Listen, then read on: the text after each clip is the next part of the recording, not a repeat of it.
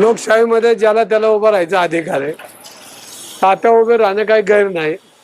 पण त्यांच्याशी मी पुढल्या आठवड्यात चर्चा करेन, त्यांच्याशी बोलेन, त्यांचं मन कसं समाधानी होईल किंवा आपण एकत्र लढल्यानंतर काय आपण इतिहास घडू शकतो.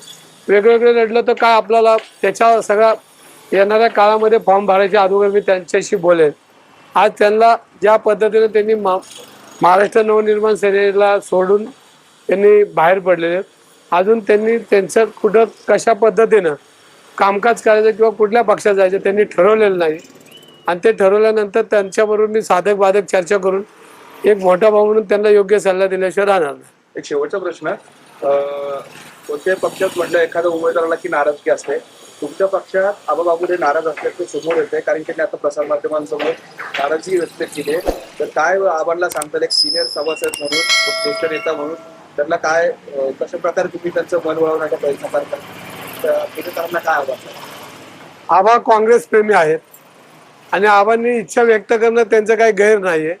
आणि त्यांची इच्छा व्यक्त करणं हे लोकशाहीमध्ये सगळ्यांना संविधानाने अधिकार दिलेत. पण आबा हे काँग्रेसचे आहेत आणि आबांनी गेली कित्येक वर्ष काँग्रेस पक्षाचं काम केलंय. काँग्रेस पक्षामध्ये आज त्यांना जरी उमेदवारी नाही दिली तर त्यांचं मानाचं स्थान ह्या पक्षामध्ये मोठं आहे. येणारा काळ आबा बागुलांसाठी असेल हे त्यांनाही माहिती आहे. आणि भविष्यामध्ये आबा बागुल हे पुण्याचं एक मोठं काम करणारं केंद्र दिसेल. आणि काँग्रेस पक्षाचा मोठा जनधाव असलेला हा नेता आहे. आणि आबा बागुल माझे सहकारी आहेत. माझ्यापेक्षा वयाने मोठे असले तरी ते आम्ही मित्रत्वाचं नातं आमचं कायम आहे. पुणेकरांना काय आवडतं?